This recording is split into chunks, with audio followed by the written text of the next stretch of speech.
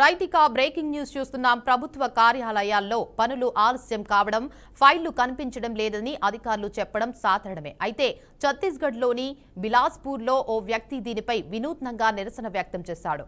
తన ఫైల్ గురించి పదే పదే మర్చిపోతున్నానని చెప్పిన ఓ మహిళా అధికారినికి బాదం పప్పుల ప్యాకెట్ ఇచ్చి ఆశ్చర్యానికి గురిచేశాడు. ఈ ఘటనకు సంబంధించిన వీడియో ప్రస్తుతం సోషల్ మీడియాలో వైరల్ గా మారింది. బిలాస్పూర్ జిల్లా హౌసింగ్ బోర్డు కార్యాలయంలో తన దరఖాస్తుకు ఆమోదం లభించకపోవడంతో ఓ యువకుడు ఆవేదన వ్యక్తం చేశాడు. కార్యాలయంలోని మహిళా అధికారి ఏడాదిగా తనను తిప్పించుకుంటుందని ఆరోపించాడు. ప్రతిసారి వెళ్లినప్పుడు తన ఫైల్ కనిపించలేదని, ఎక్కడ పెట్టానో గుర్తులేదని చెబుతోందని పేర్కొన్నాడు. क्या है ये देखिए, पिछले 1 साल से ये मैडम जो है मुझे परेशान करके रखी है। मेरा फाइल इनको बिल्कुल मिल नहीं रहा है, कहाँ रखी इनको याद नहीं है। चक्कर लगा लगा के थक गया इस ऑफिस का। आपको इसको खाना और आपको जब याद आ जाए कि आपका फाइल कहाँ पर है, आप मेरे को बता देना, ठीक है। 1 साल से जो मेरे को आप घुमा रही हो कि आपका फाइल पता नहीं कहाँ रखा है करके, हो जाए तो आप बता देना। अब बनाइए, कोई नहीं है, आप खाइए बादाम, आप बादाम खाइए आप, और खाने के बाद फिर आपको जब याद आ जाए, मेरा फाइल जो आप घुमा के रखी हो, आपको मिल नहीं रहा है, जो यहाँ पर 1 साल से मेरे को आप परेशान करके रखी हो, आप इसको खाइए। जब आप खा लेंगे आपको याद आ जाएगा, इससे याददाश्त तेज होता है बादाम से, जब याद आ जाएगा, ठीक है। पिछले 1 साल से ये मैडम जो है मुझे परेशान करके रखी है। मेरा फाइल इनको बिल्कुल मिल नहीं रहा है, कहाँ रखी इनको याद नहीं है। चक्कर लगा लगा के थक गया इस ऑफिस का। अब मैं क्या करूं, मेरे पास यही एक साधन था, जो कि बादाम जो मैं मैडम के लिए दिया हूं, अब ये खाएंगी और खाने के बाद इनको याद आ जाएगा मेरा फाइल का। దాదాపు ఏడాదిగా కార్యాలయం చుట్టూ తిరిగి విసిగిపోయిన ఆ వ్యక్తి తాజాగా బాదం పప్పుల ప్యాకెట్ తీసుకువచ్చి ఆ అధికారిని టేబుల్పై కుమ్మరించాడు. మేడం, ఈ బాదం పప్పులు తినండి, ఇవి మీ మెదడును షార్ప్ చేసి జ్ఞాపక శక్తిని పెంచుతాయి. అప్పుడు నా ఫైల్ ఎక్కడ పెట్టారో గుర్తుకు వస్తుంది. ఆ తర్వాతైనా నా పని చేయండంటూ తన నిరసన వ్యక్తం చేశాడు.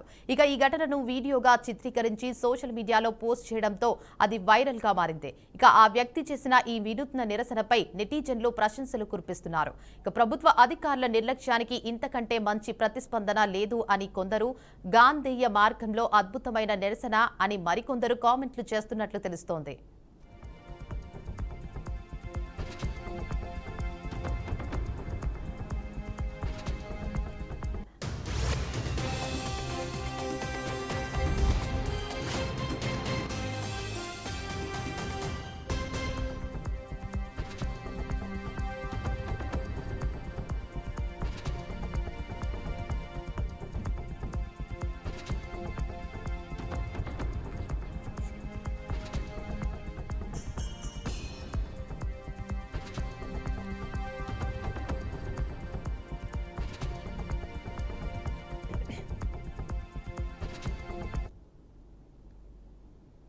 దేశ రాజకీయాల్లో కీలకంగా మారిన మహిళా రిజర్వేషన్ బిల్లు అమలు ప్రక్రియను కేంద్ర ప్రభుత్వం వేగవంతం చేస్తుంది. నియోజకవర్గాల పునర్విభజన తర్వాతే రిజర్వేషన్లు అమలవుతాయని కేంద్రం పేర్కొనడంపై విపక్షాల నుంచి విమర్శలు వ్యక్తమవుతున్న నేపథ్యంలో ఈ అడ్డంకులను అధిగమించేందుకు కొత్త వ్యూహంతో ముందుకు సాగుతోంది.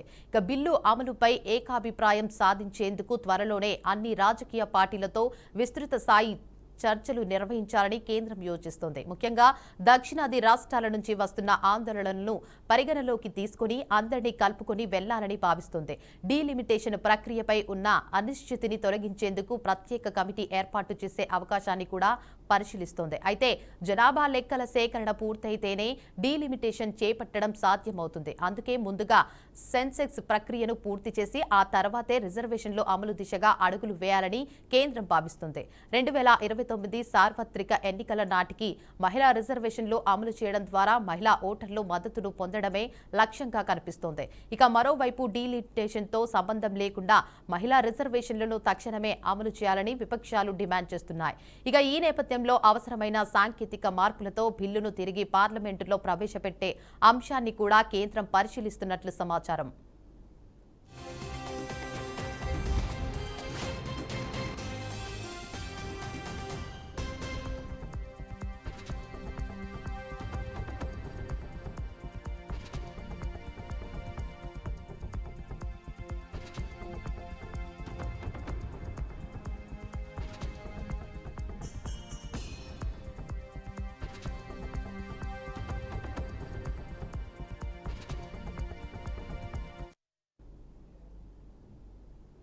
ఏపీ డిప్యూటీ సీఎం జనసేన అధినేత పవన్ కళ్యాణ్ కు త్వరగా కోలుకోవాలంటూ వైసీపీ అధినేత వైఎస్ జగన్ ఆకాంక్షించారు. ఆయన క్షేమంగా ఉండాలని ట్విట్టర్ వేదికగా పోస్ట్ చేశారు. కొద్ది నెలలుగా ఆరోగ్యపరంగా ఇబ్బంది పడుతున్న ఆయన తన వ్యక్తిగత వైద్యుల సలహాతో ఆసుపత్రికి వెళ్లారు. చికిత్స చేయవలసి ఉంటుందని నిర్ణయించి శనివారం సాయంత్రం శస్త్రచికిత్స చేశారు. వారం నుంచి 10 రోజుల పాటు విశ్రాంతి తర్వాత ఆయన అధికారిక కార్యక్రమాలలో పాల్గొనవచ్చని డాక్టర్లు తెలిపారు.